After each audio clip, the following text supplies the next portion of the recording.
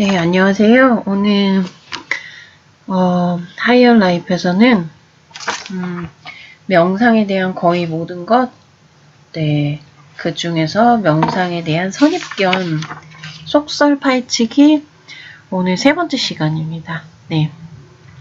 자, 하이어 라이프는 더 높고 자유로운 정신을 추구합니다. 이로 인해 내 주변 환경과 물질계가 더 나은 방향으로 움직이는 라이프를 추구합니다. 네. 명상에 관한 속설, 지난번에 두 번째 시간이었고요. 오늘은 세 번째 시간. 명상 기법을 어떻게 선택해야 하나, 이런 질문이 있는데요. 어느 한 기법만이 좋다고 할 수는 없습니다. 다양한 방법이 각기 다른 사람에게 효과를 보이기 때문입니다. 그러니 다양한 기법을 실험해보고 자신에게 가장 잘 맞는 방법을 찾아보는 게 좋다고 하네요.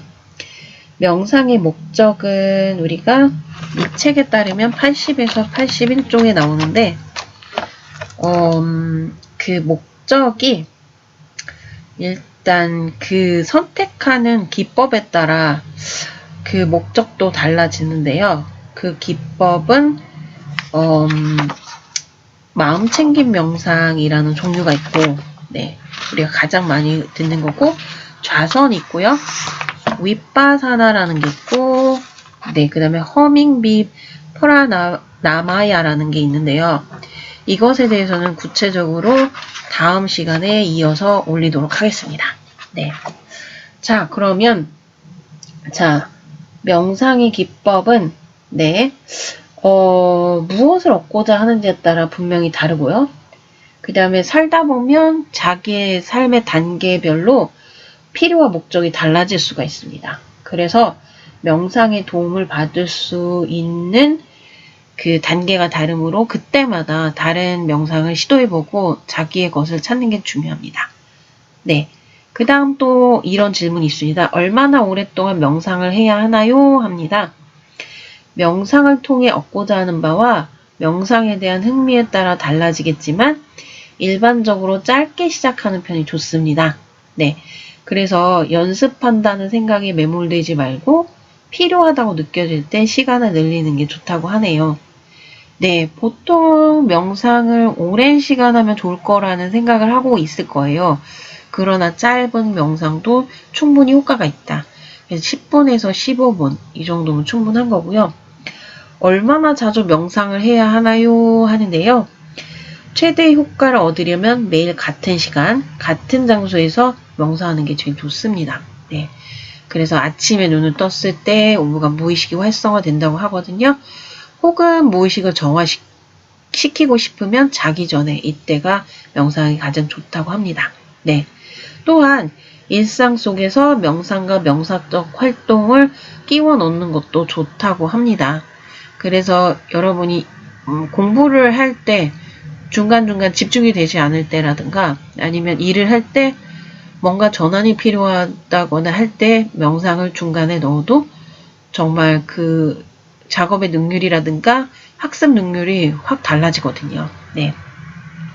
명상 지도자의 도움을 받아야 할까요? 이건 지난 시간에도 나왔던 것 같은데요. 명상을 시작하는데 꼭 지도자가 필요한 건 아니에요. 그래서 건강과 행복을 위해 명상하려는 사람이라면 더더욱 그렇습니다. 그래서 명상을 하다 보면 점차 더 많은 가르침이 필요하다고 느낄 수가 있어요. 명상 지도자는 기법의 활용도를 높이고 장애물을 물리치는데 명상이 온전히 삶의 일부로 만드는 데 도움을 줄 것입니다. 네. 그래서 이 명상 지도자의 기법 같은 것은 여러 가지 유튜브에도 많이 올라와 있고 다음 시간에 그리고 이 시간에 약간의 소개를 할 것입니다. 네. 자, 그래서 우리가 질문하는 마음가짐, 즉 열린 마음가짐이 필요한데 첫 번째로는 알아차림이라는 그런 마음가짐입니다. 이것은 스스로에게 자신의 몸이 어떻게 느껴지는지, 마음 생태가 어떤지 묻는 행위고 습관적 생각과 행동이 질문을 던지는 행위입니다. 그래서 질문을 통해 명상의 핵심 기술인 알아차림을 기를 수가 있죠. 그 다음 두 번째로 보다 큰 질문이 있는데요. 이것은 명상을 하게 되면 난 누구지? 삶의 의미는 무엇이지? 이런 질문도 올 수 있게 됩니다. 네. 그 다음에 더 깊이 탐구하는 단계가 되는데요. 명상에 대해 더 많이 탐구하고 명상 지도자에게 질문하는 등 명상에 대한 호기심을 키워서 명상과 더욱 깊이 연결이 될 수도 있습니다. 네. 그래서 이 단계까지 가게 되면 이제 명상을 조금 전문적으로 연구를 해보고 싶다 이런 생각까지 이제 가게 될 수도 있는 거죠. 네. 그래서 명상의 전통을 도표로 여기는 표현을 해놨어요. 그래서 기원전 5000년, 기원전 3000년, 1500년, 600년, 블라블라블라 이런 식으로 해서 기원전 20년까지 나눠놨는데요. 그 중에서 불교가 기원 500년, 600년경쯤이고 기독교의 전신이 그리스 철학이 기원전 20년, 300년 이렇게 나와 있습니다. 네. 그런데 이에 비해서 요가는 기원전 1500년, 기원전 5000년이라고도 보고 있습니다. 네. 그리고 기독교가 이제 번성하기 시작한 거는 기원 후 300년 이렇게 되고 오늘날에 이제 이르는 거죠. 네. 그래서 이렇게 명상의 기원은 인간의 종교를 만든 이전부터 본성적으로 이제 있어 온 거고요. 종교라는 것들이 이 명상과 같은 선상에 있는 것들이 베단타라는 진정한 자아에 대해서 사색하고 집착을 버리는 추상 명상이 있고 도교라고 해서 호흡, 시각화를 이용해서 비워내는 그런 명상이 있고 수피교라고 해서 영적 명상법인데 신비주의입니다. 이런 종교가 있고 불교와 선불교가 있습니다. 이것은 집중하고 관찰하고 알아차림 이용해서 다양한 방법으로 명상을 하는 거죠. 그 다음에 요가가 있고 이것은 여러 가지 집중인데 몸을 이용하는 거죠. 네, 이런 것들이 있고 그 다음에 우리가 힘을 갈고 닦는다는 표현이 나오는데요.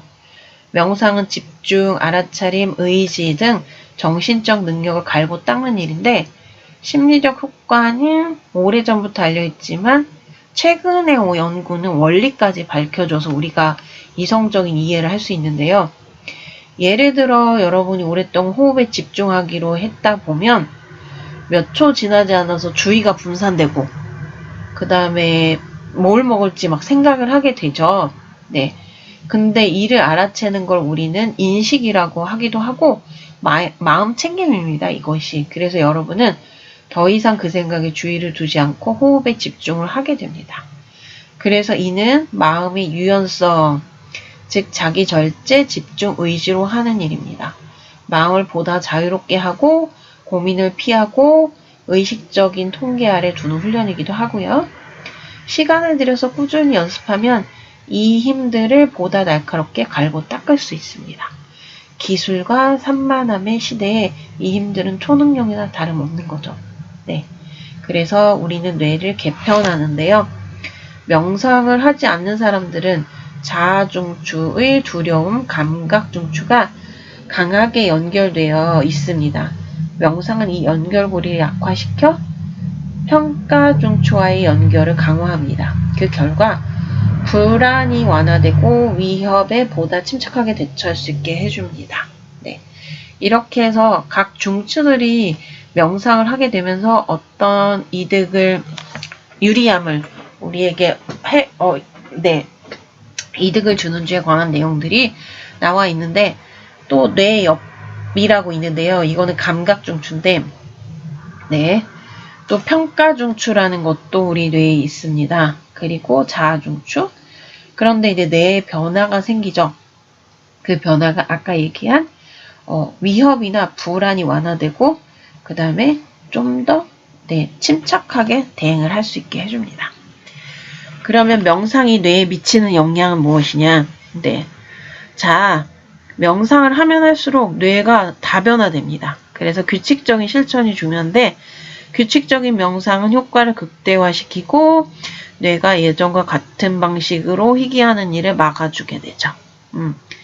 집중력을 일단 강화시켜주고 창의력 향상, 학습 능력, 무의식 능력, 필요 수면 시간 감소, 처리 속도를 향상시켜줘요.